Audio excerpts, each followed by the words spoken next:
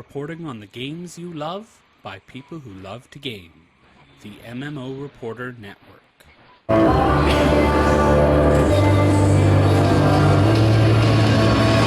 World of Warcraft Legion.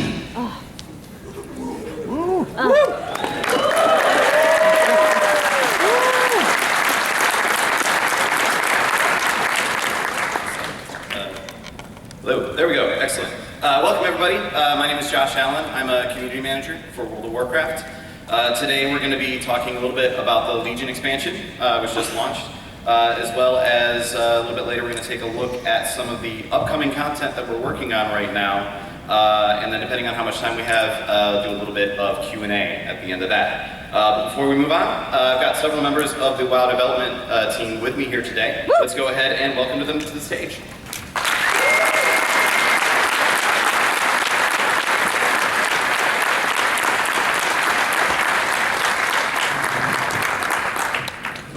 So joining us here is Corey Stockton, lead game designer, Luis Barriga, who's also a lead game designer, and Eric Malouf, who's a senior game designer. Guys, real quick before we start, could you give us a quick rundown of what your roles are on the team? Hey guys, my name is Corey Stockton. I'm a lead game designer on WoW, and a big focus on Legion for me was the World Quest system, bringing Dalaran back, and a lot of the dungeon design. Hey guys, I'm Luis Barriga, lead game designer in Legion, and I have helped guide the design of Demon Hunter class, some of the level up zones, as well as the class order hall campaigns. I'm Eric Malouf, senior game designer and quest designer on World of Warcraft, and I was in charge of the Demon Hunter quest intro, as well as a lot of the throughput on the class order halls and the Zone of Azuna. Nice. Yeah.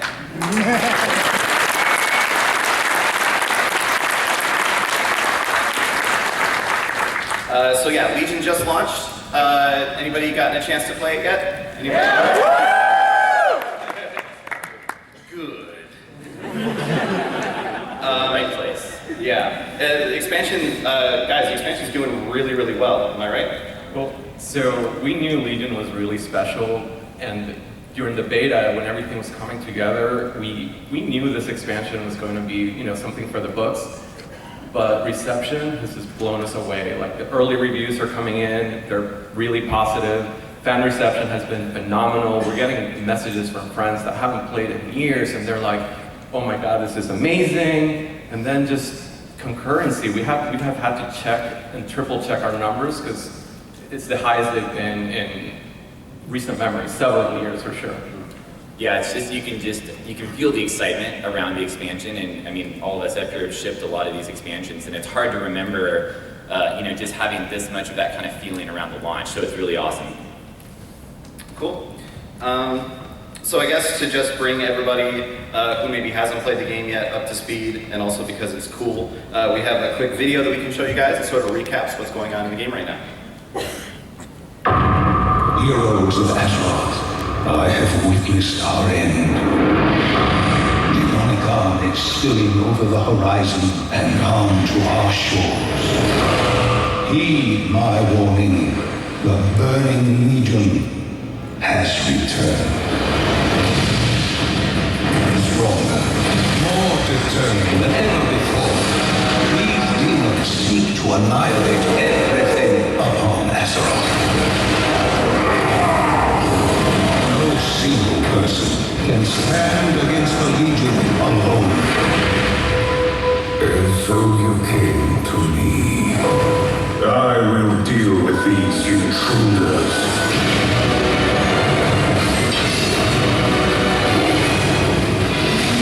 No, she wouldn't. I knew we couldn't fight that. In the end, death claims us all. The Legion cannot be stopped. Our time is short. Now go.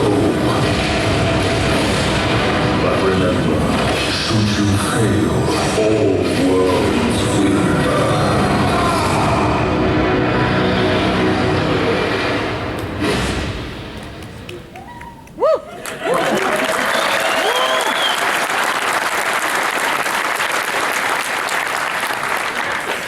So I guess bring us up to speed on what the storyline is going on in this expansion. What's going on? How has the story progressed since Warlords of Draenor? Sure.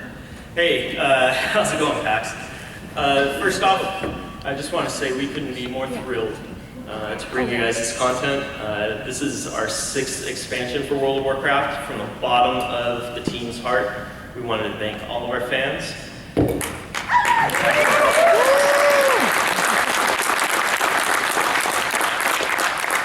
So yeah, to bring us briefly up to speed, when last we were in World of Warcraft, we had Gul'dan escaping through the Dark Portal into Azeroth, and now he is leading the demons of the Burning Legion in an all-out assault on Azeroth, and the stakes could not be higher. And Illidan plays a pretty big part of that as well, right? He does. You're going to experience Illidan's story. We've got a great deal of his backstory that you get to play through, for instance. And we really wanted to focus on rivalries. So for instance, during Demon Hunter intro questing, you get to see Gul'dan and his demons and the traitorous Cordana Felsong break into the Vault of the Wardens, where Maiev stored the Demon Hunters away, including Illidan's corpse after he was defeated at the Black Temple. And Gul'dan, for whatever reason, steals away with his body. No spoilers. Yeah. It's a really, really good reason. And what about the tensions going on between the Alliance and the Horde? Having played through the Broken Shore, it seems like the Alliance are not too happy with Sylvanas right now. They're not. I think the tensions couldn't be higher between them, to be honest. Especially if you look at the rivalry between her and Gen Greymane. Gen's really pushing how she betrayed the Alliance on the Broken Shore.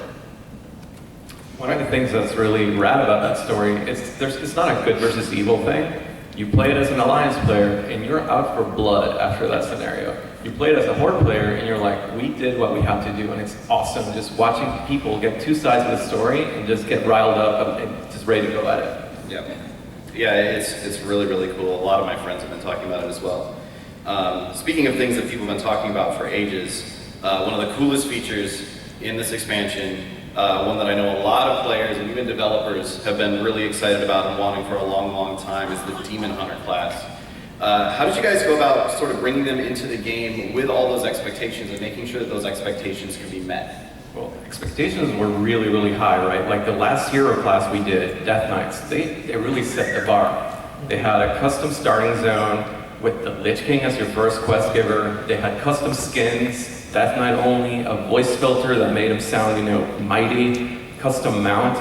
So for Demon Hunters, we just went all out and took the bar to a whole other level. So you get to, you're an elf, but you can look as elf-like or as demonic as you want to make your character. So you have horns, tattoos, demonic skins. You have, and you have an awesome starting area with 2 halves. The first part takes place during Burning Crusade, so you get to see the fall of the Black Temple. It's really rad. But then there's also little things, right? Like once we had the class up and running, we noticed they sounded a little strange saying Foraloon and regular elfy things. So we had to give them custom VO and give them that dark, brooding tone, as well as new sets of emotes, as well as custom anims. For the longest time, the class didn't feel right. We couldn't figure out why. And then we looked at the combat run. We looked at Heroes of the Storm. We looked at War 3. Demon Hunters have a very ninja-like run, and we're like, okay, we get that in, and they'll finally feel like a Demon Hunter. And they did. Nice. So they have 2 specializations, Havoc for DPS, Vengeance for tanking. Can you tell us a little bit about how those 2 specs play? Yeah, absolutely. So Havoc takes direct inspiration from Illidan Storm Range, right? So that is fulfillment of that class fantasy. They're very high mobility based. They tend to cut through their opponents, kind of dash and cut and that sort of thing. And they base their playstyle around metamorphosis, which gives them a really high burst of damage. They turn into hulking demon, and better look out in PvP that they're tough when they metamorphosize. Then Vengeance, if you think of Havoc as the sort of hunters of demons, they track them down and exterminate them. vengeance are built more around this concept of being inquisitors. So they're built around capturing demons, causing pain, tormenting them, as well as this idea about sigils. So mechanically, they play like a mix of some of the other tanks. You guys will notice some mechanics from Warrior, some mechanics from Monk, healing from feels similar to Death Knight. But then what's unique about this, the Demon Hunters for tanking is the sigils, where you place these demonic runes on the ground and you cause adverse effects on your opponents, be it damage or snares or fear, etc. So very, very cool class. We've gotten lots of good feedback about it. Sweet. We're going to move on here in just a second, but before we do, I just have to ask, now that the class is in the hands of the players and people have gotten a chance to make their own Demon Hunters, are there any favorite Demon Hunter names that you guys have seen so far? There has been some pretty amazing ones out there. I think my favorite is Winona Glider. That was pretty good. I wish I would have got that. License to Illidan. Tom Chillidan. Nice. Alright, so Demon Hunters aren't the only new tool that we're using against the Legion, because now we also have artifact weapons. It's not quite as obvious a connection to the Legion storyline. Like, you've got the Burning Legion, there's a whole bunch of demons, someone should probably go hunt those, Demon Hunter, that makes sense. What about the artifact weapons? How do they tie into the storyline? Right, so some of them tie very directly to the theme of killing demons, right? So just like regular heroes weren't quite enough to fight off the Burning Legion and we turned to Demon Hunters, our regular weapons aren't quite enough to deal with the threat of the Legion, so we turn to weapons from lore, weapons that have, trace their roots back to the War of the Ancients in some cases. One of the weapons, the Demon Hunter Vengeance artifact, basically was wielded by this leader of this now extinct race that just, killed so many demons that Sargeras himself had to kill them. In other cases, they're just a weapon that's a big part of our lore, like say Ashbringer or the Death Knight weapons that you make out of, the pieces from Frostmourne. And so, you're mentioning there's all these weapons, like there's the Ashbringer, there's the Doomhammer, there's the swords that the Frost Death Knight gets. How do we make sure that the other artifacts felt just as impressive and just as cool as those? Yeah, so what we've done is for each class and spec, as you're going after your artifact, because you will quest for these, you will earn them. There's an epic storyline for each one of them, and during that story, you're going to, for the lesser known artifacts, you will definitely come to understand and appreciate the gravity that these weapons hold. Coming up with those new weapons, I think, was actually one of the funnest things we got to do over the process of building the expansion, right? When someone comes to you and tells you, well, you really have to think about what kind of weapon would be kind of the greatest expression of that class. And we really worked very closely with the art team. And our art team's incredible to begin with, but the stuff that they did, I think you're seeing some of them up here on the stage, the concept work for these weapons really drove us on the design side to kind of come up with these stories and figure out, that weapon's so cool, we have to build it, we've got to figure out how it fits into the storyline. So it was an awesome mix of both art and design to get to where we are. Yeah, it's really that trifecta of gameplay, story, and art. So some players really care about the quest and the story behind a weapon, and just for some players it resonates more than mechanics. So every artifact weapon has its own unique talent tree where you earn artifact power and then you can invest the artifact power into the talent tree to enhance your base abilities and also earn some abilities that will really change the way you play. Yeah, and just talking about that a little bit, the artifact trait system, that really kind of makes them feel a lot more, I guess what I'm trying to say here is you have artifacts and you have legendaries, and there's been legendary weapons in the past, like Thunder Fury, Shadowmourne, and so on, but the artifact trait system, how does that play into just making it feel like it's more than just, another legendary? Yeah, you're right. We've had weapons that have a big chunk of lore behind them and a big quest line behind them, but we've never done anything like this before, where there's a progression system where even after you reach max level, we keep rewarding everything that you do, PvP, world quests, dungeons, raids, and we give you artifact power. And what this does is gives you a continuing progression that you care about. Some of those, we call them gold medal talents. You really look forward to them. As tanking Demon Hunter, you might be really looking forward to that trait that lets you heal from your fire damage. And some of those, they feel way more powerful than dinging max level in some cases. Cool. Moving on, let's talk about the class order halls. For people who may not be aware, these are kind of a shared space that all of the members of your class can kind of hang out in. But there's a lot more to them than just like a hangout space, right? There's actually a lot of stuff you can do there. Yeah, for sure. It's anyone that played Warlords of Draenor, I think, obviously understands what garrisons were. Garrisons were a huge feature there. We liked a lot about what worked out with garrisons, and we wanted to take some of that forward. The parts that we thought worked, we wanted to modify them and carry them forward in a new way. Part of that has helped us end up with where we are with the class order halls. So you can collect a series of champions, and you can send those champions out on missions. It's a little bit of a different system than what we had in Warlords, and it's way more focused on these champions actually mattering to you. Instead of having a huge number of them, we wanted a smaller number that were actually important, they were meaningful characters, and we could build stories around them. And instead of just, sending them out on a mission, you can actually take them with you out into the zones. They can help you. You can choose which ones you want to take. So it's really opened up that entire sense of gameplay from what we had into something that feels really fitting for this expansion. You mentioned story. What's really cool is all of the order halls have their own campaigns. So we know for a lot of players, maybe they don't get into raiding or endgame PvP, and sort of their endgame is to try lots of alts. So those players will be really stoked to hear that, when they level up their mage and finish their campaign at max level, if they roll a priest or a warlock, they get their own very unique story. So every level up experience and endgame experience will be slightly different. So lots of stuff there for lots of different player types. Yeah, class order halls really feels like an evolution, the next logical step on garrisons. It's far more social. You're in there, you're leading very iconic NPCs from your class. Such as Liadrin, and it's all seamlessly integrated into the level up questing and beyond at level 110. A piece of feedback we've gotten over the years has been that our players have really had a drive, and they really wanted more individual class content. Over the years we've done class quest lines that we've done here and there, but never anything like this, where each class kind of has the ultimate representation in a place in the world where you can go, like Eric said, and hang out with other people that are playing that class.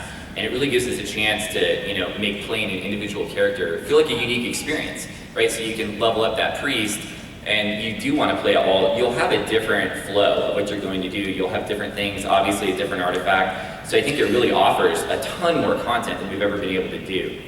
What's cool too is the tone of those stories. Like for the rogue class campaign, you get like a little bit of a spy thriller feel. For the paladins, you're doing very much righteous things, and for warlocks, maybe not so much.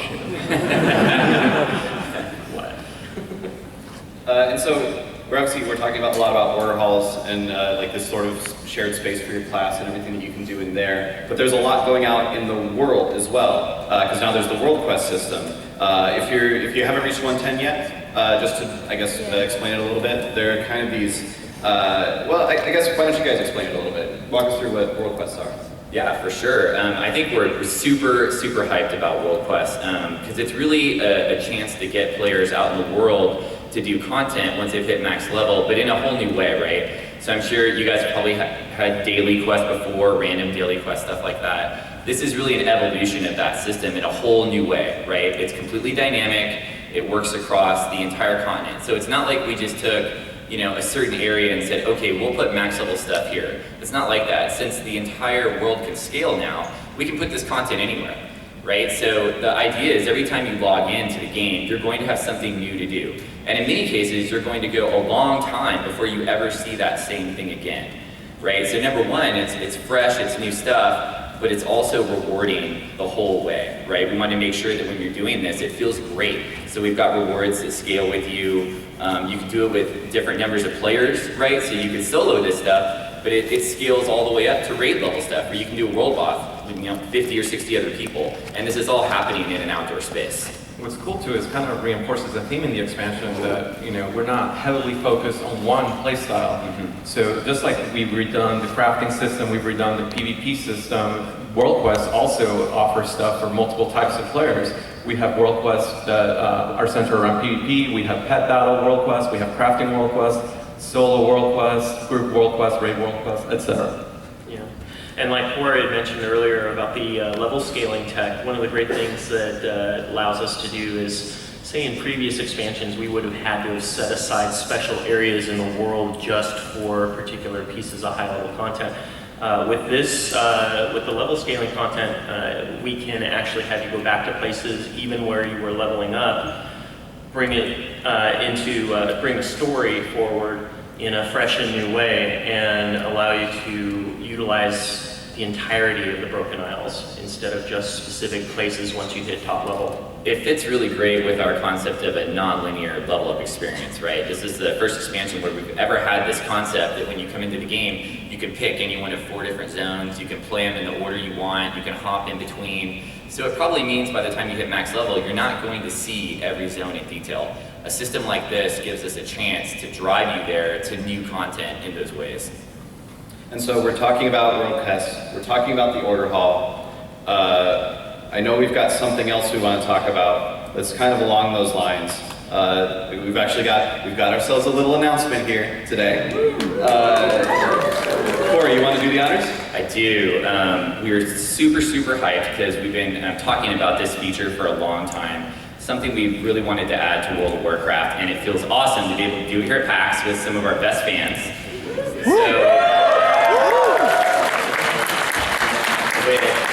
With some of the stuff we've been talking about, these missions, looking over the world to find world quests, wouldn't it be awesome if you had some sort of app on your phone where you can access this stuff and it worked directly with your World of Warcraft account, right? So we're super hyped to announce that we've got a World of Warcraft companion app. It's going to be coming out really soon. In fact, Tuesday, so in just a few days.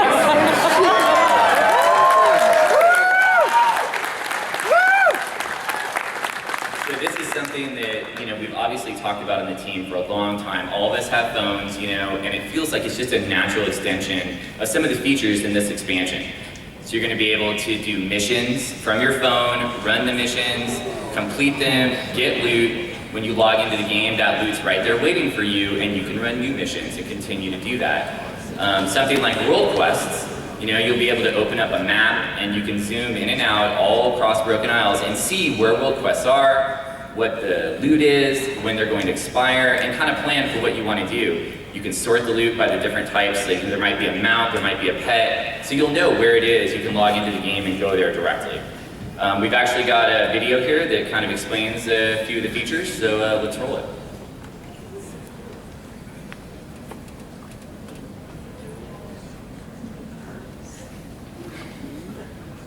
Welcome to the World of Warcraft feature overview for the Legion Companion app for your mobile device. In this video, we'll go over how the Legion Companion app will help you keep up with your character's Order Hall and World Quests, even if you're not at your computer.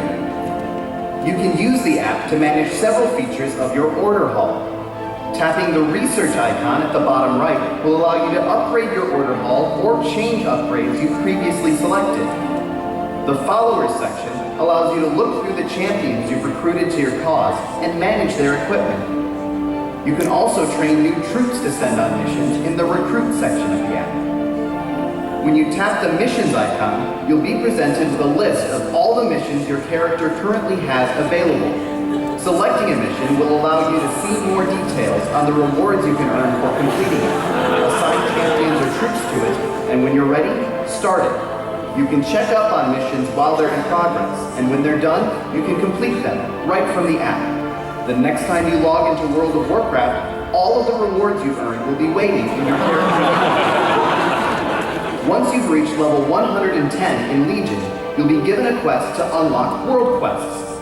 These are a new type of dynamic outdoor quest content, which you can browse in-game by opening your map. When you open the Legion Companion app, you'll see a similar map of the Broken Isles. If your character has unlocked world quests, you'll be able to zoom in on this map to see all of the world quests that are currently available.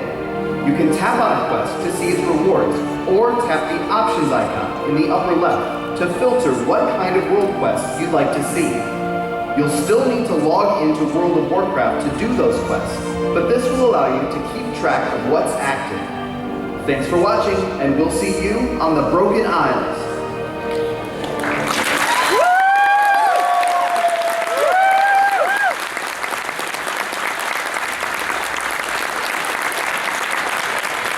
So yeah, it'll be available on the App Store on Tuesday for iOS and Android, and we're super hyped. You guys can download it and get a chance to try it out. Awesome. Thank you. You're welcome. How much does it cost? It's free. Assuming you have a World of Warcraft subscription, obviously. As long as you play WoW, you'll have access to that. So, everything we talked about so far, already in Legion, aside from the app, of course, which is coming out on Tuesday. If you're not already playing, you can pick up the expansion and get right to it. And we've actually done some pretty cool updates to how the level 100 boost works as well. You guys want to talk about those for a second?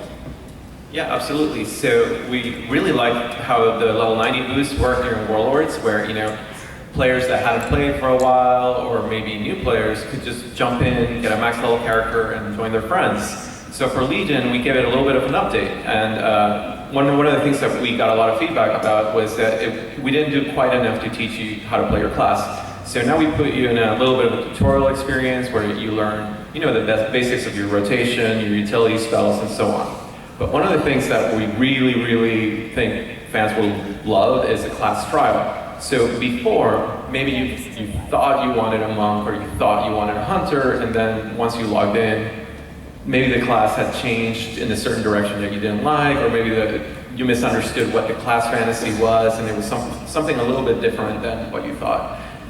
Or maybe you just want to try all the classes and pick your favorite one.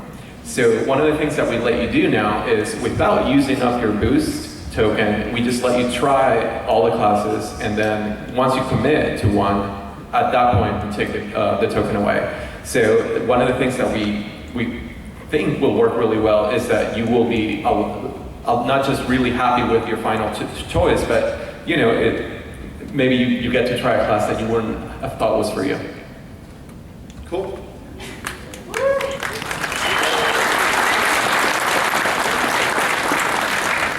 So, I don't know about you guys, I'm ready to start talking about some new stuff. Yeah. So we just announced at Gamescom a couple weeks ago, patch 7.1, Return to Karazhan.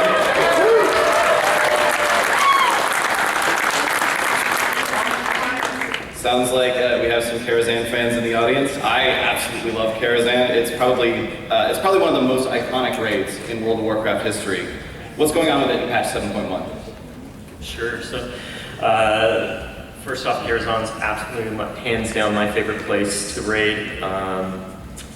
When last we were there during the pre-expansion content, we were in there with Khadgar. We were going in there to retrieve some information that was critical to us in the Broken Isles, and as we were in there, the Burning Legion started knocking on the door.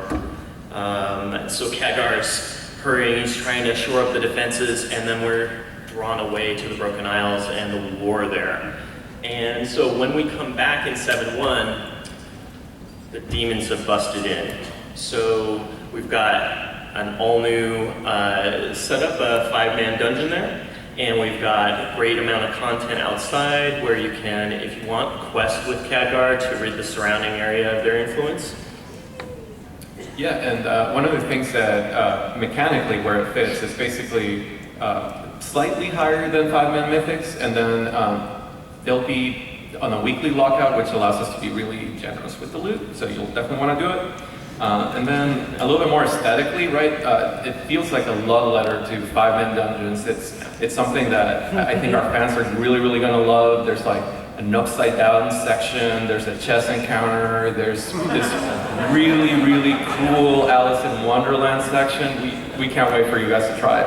All new plays. Yeah, plays on the Opera House, so great. And one of the things that we want to just emphasize is that with Legion, we're not just saying, hey, raiding is your end game or PvP is your end game. We want to make sure we've heard your feedback. You know, we're going to provide you multiple ways to keep advancing your characters and keep engaging with the game. Cool. Yeah. So you talked about this a little bit, but I guess just to expand on it, we've gone back in the past, to old raids like Upper Blackrock, Zulaman, Zul'Varub, and we turned those into 5-mans before. Karazhan is extra special. There's some really cool stuff going on there. What is it we're doing differently with Karazhan? I think it's the matter of how we've approached it, right? like we've definitely gone back to dungeons before, and we've changed the art, or maybe we've added a few new mechanics to a boss. But it really felt like with Karazhan, that's just not enough. Like Karazhan deserves way more, right? So when we attacked this, we came at it like, let's add entire new areas to the dungeon. Like Luis was mentioning, let's open it up and have new bosses that haven't even been there before. Because you really want this mix of that nostalgia that makes Karazhan feel so awesome, but it also has to be a fresh new experience if we're gonna put it in a patch like this and offer it as content. And I think the team has really all came together around it to really deliver an experience that feels, but also has all those hooks that make Karazhan Karazhan. Yeah, it really is a return to Karazhan in that sense. It's not going back and just bringing up the old Karazhan. It's actually like a new encounter, a new experience in Karazhan. So that's really super cool. Speaking of new bosses, I think this clown over here could be, this is like perfect. I mean, I'm kind of freaked out just looking from here. It kind of feels like that could be fitting. Yeah. Corey has clown issues. Definitely. I think now, after this. Okay, so I'll be honest, we could probably sit here and talk about Karazhan all day, but there's actually even more coming in patch 7.1. Yep. By the way, yeah, chess. He said there was a chess event. It's a little bit different. It's a little different. Checkmate. But yeah, there's actually even more coming in 7.1 that we want to talk about, and we have a real quick video that we can show that goes over several of 7.1's key features. Let's take a look.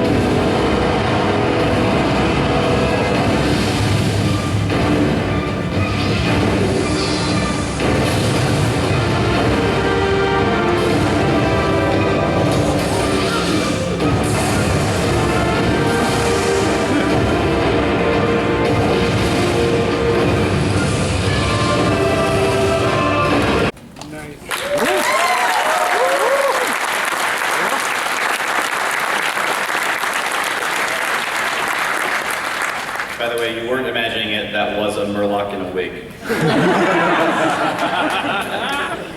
So, there's a lot to take in there.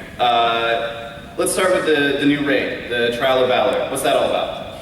Well, before we do that, I just want to say that kind of the point of talking about 7.1 so early, I mean, we just shipped, right? But we had a little bit of, of a slowdown in content, with the last Warlords patch, and you guys kind of held our feet to the fire a little bit. So we just want you to know, we play the game, we are fans ourselves, we feel it, and we discover the secret. The secret is you just never stop working. So you just don't sleep. So we shipped Legion, and we just kept going, and we have a 5-man dungeon, we have a raid, and we have a bunch of solo content. So, having said that, we talked about Karazhan. Now the raid is a small raid. It's kind of like one of the mini raids we used to do back in the day. So fans often ask us, how many tiers does this expansion have? Like, we're not even going to answer that. We're just going to make the content that we like, and then we're going to put it in the game. So this one kind of ties up the story between Odin and Helia. So if you guys have played through Stormheim, I don't want to spoil anything for you, but you don't quite get closure. You fight Helia, but you don't quite defeat her. You don't quite kill her, rather.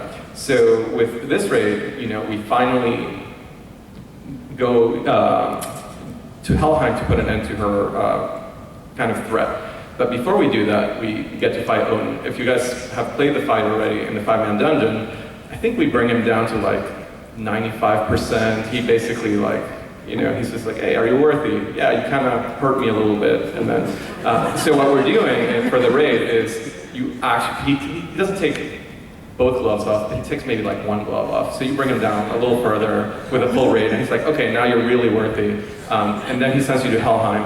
And then the next boss you fight is Guarm, which, if you remember, is a three-headed dog. Is he a dog? Yeah. Sure, he's a dog. So he's so scary and so powerful. Yeah. So when you play through Helheim, you actually have to put seaweed on to kind of disguise yourself and sneak past them. So this time, no sneaking around, just bring a raid and kill him. With Helia, right? Like during the fight in the 5-man dungeon, we beat her back, and she retreats, and there's not quite the satisfaction of really delivering the killing blow. So we're gonna let players have at it and really get closer to that quest line. There's something else really important about this raid as well.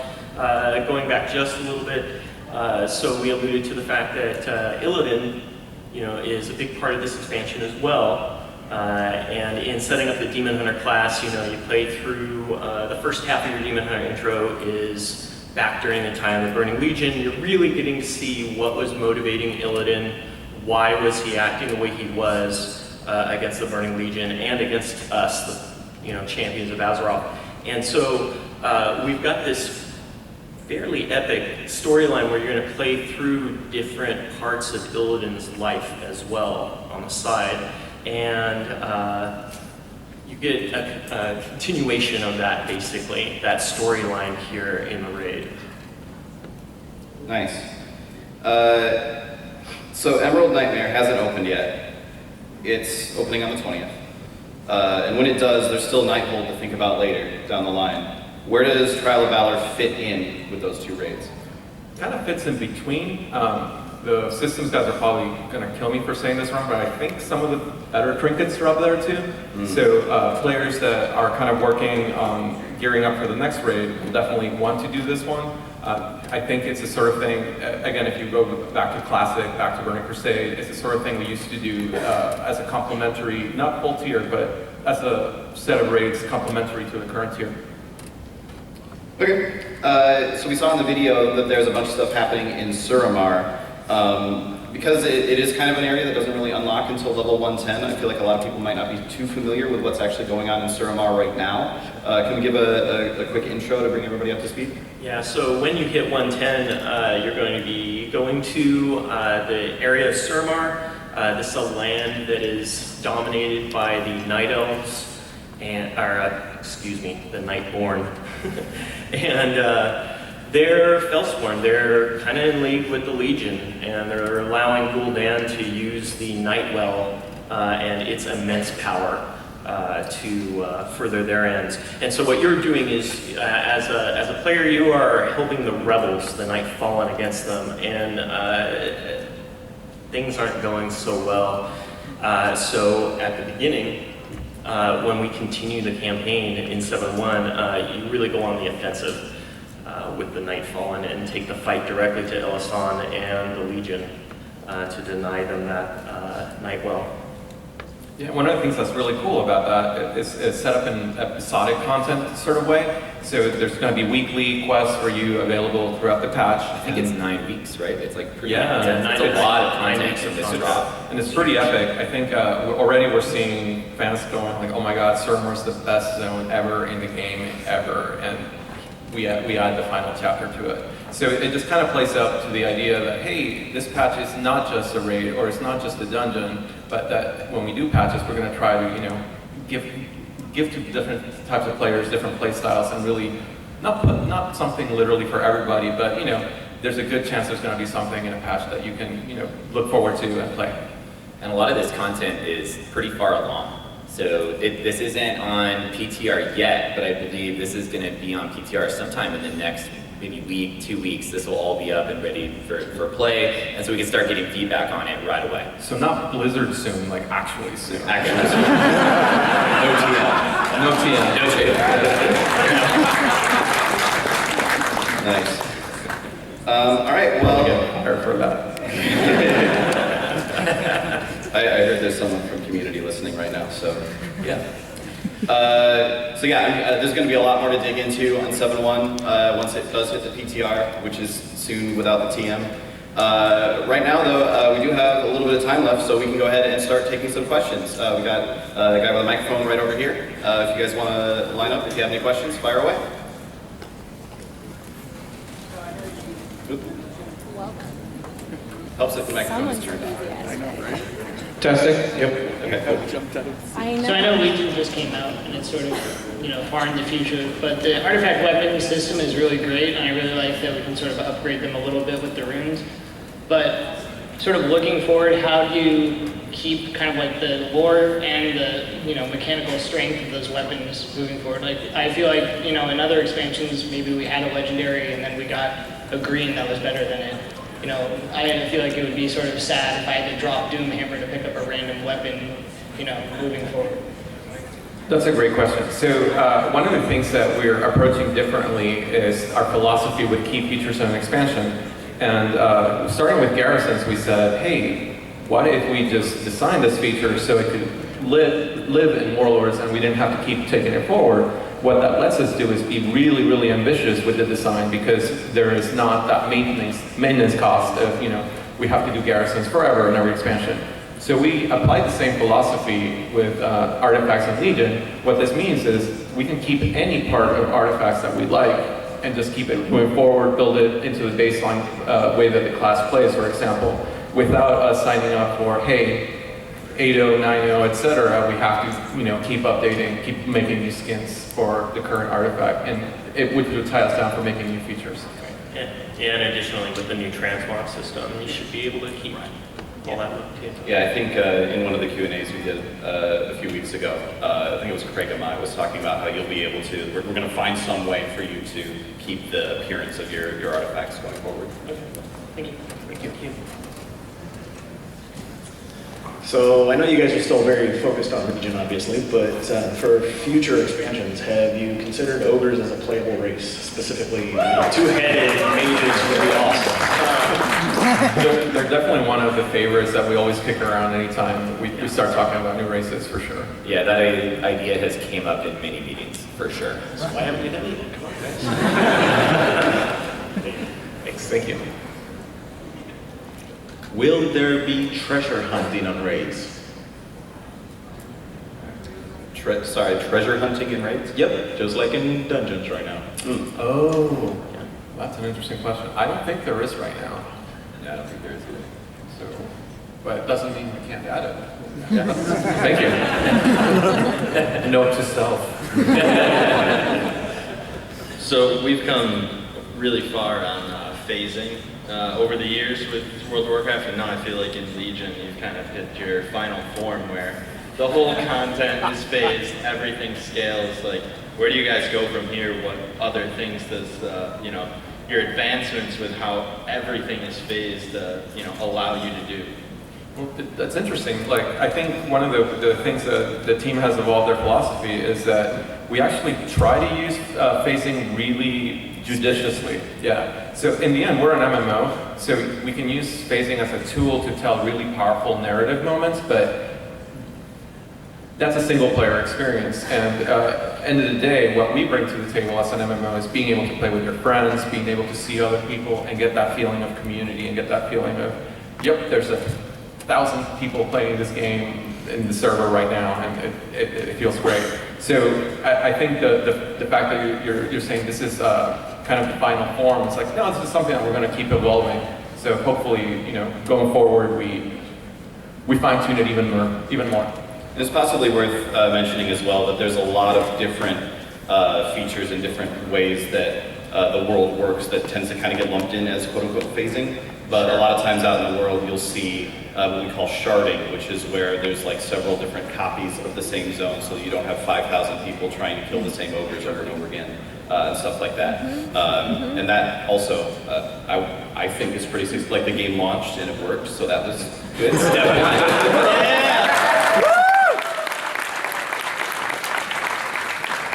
One last thing you mentioned, the world scaling, we're definitely looking at expanding that. We just didn't apply it retroactively to other areas because we do want to see how it plays out in the zones in Legion, but you should expect it to be expanded.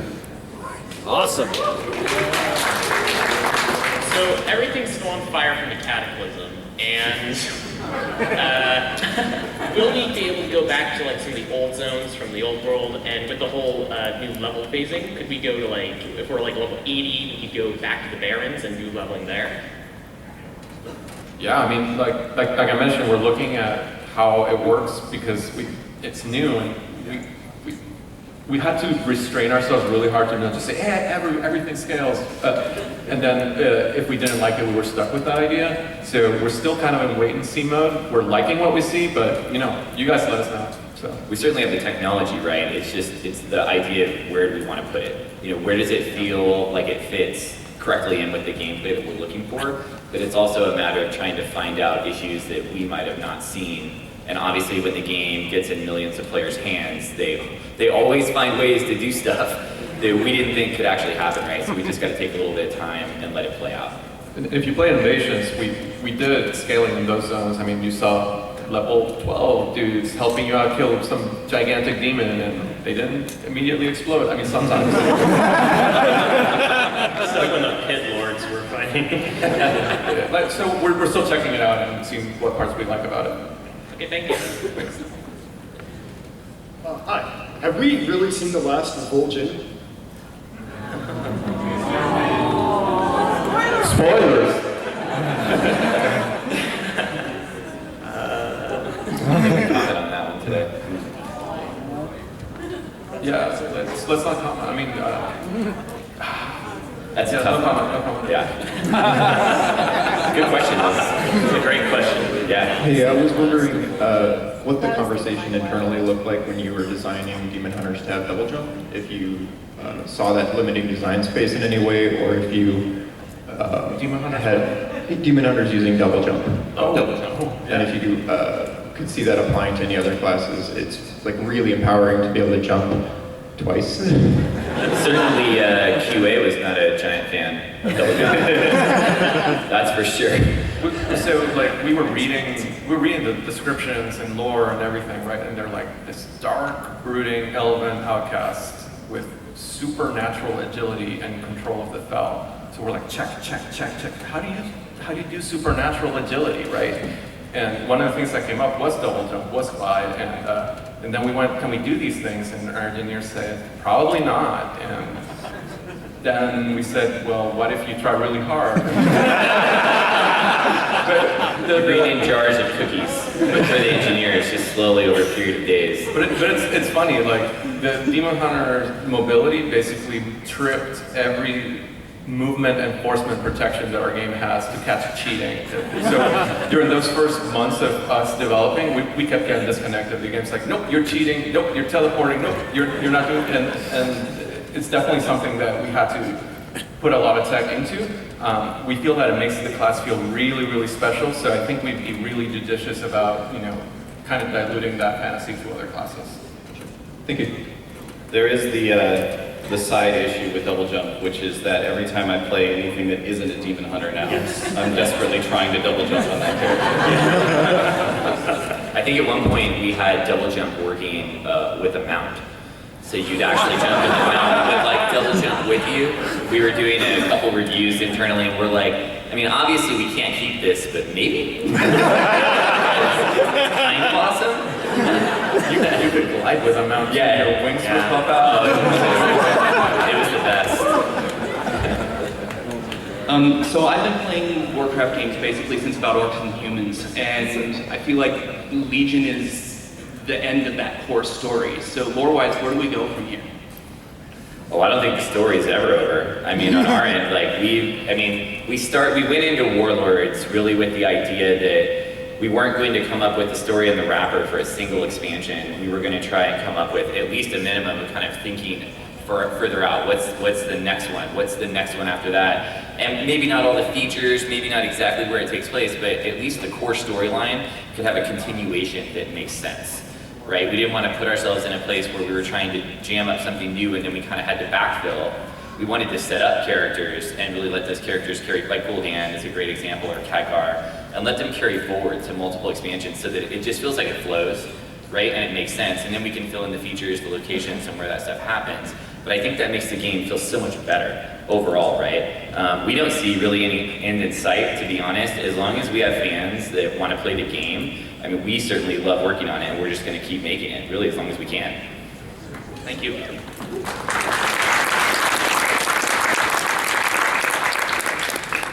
After having seamlessly leveled in the exact opposite direction of my friend in the Broken Isles, he went from Zhara all the way to Stormheim, and I did the exact opposite. I was wondering how long that scaling mechanic had actually been in development, because having gone through that experience in like a completely different way than my buddy was amazing to see. So I was wondering how long it had been like on the idea board for you guys. So with our game, basically we basically develop tech for one thing, and we end up with a lot of really cool Ferrari parts lying around, and we're like, oh, what if we take this part from time walking and this part from experimental artifact tech, and we do this, and then we go, oh yeah, that's kind of cool, but let's save that for the next expansion, and then we all come together the next day, and it's like, yeah, let's do it, let's try it. It came in pretty late during Legion. It did. Yeah. I mean, I think we've said this before, but maybe not, maybe this is new, but we actually had an intended flow of Azuna, Valshara, Stormheim, and clockwise like that. But it works really well to do them in any order now, so yeah, we're really glad that it panned out.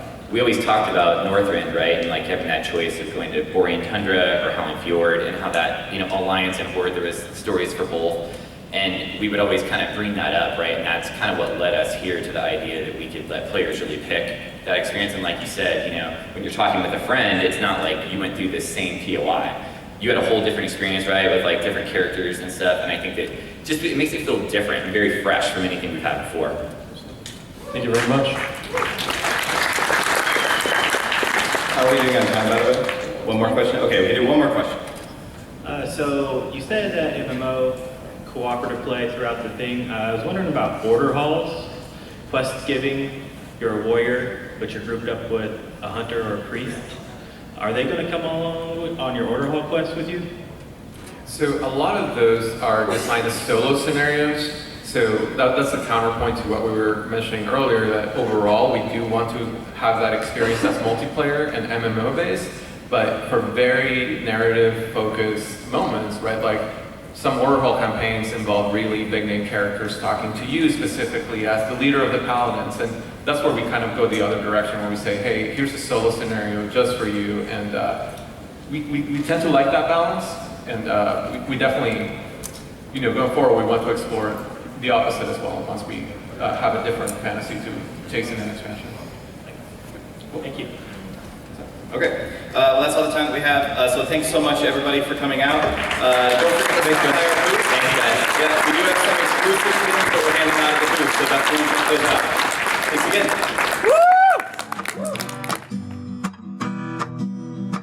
Thanks for watching the video, everybody. Don't forget to check out all the other podcasts at MMOreporter.com or by clicking on any of the links here. And please check out our Patreon campaign at patreon.com/MMOreporter. Thanks, everyone, and see you in game.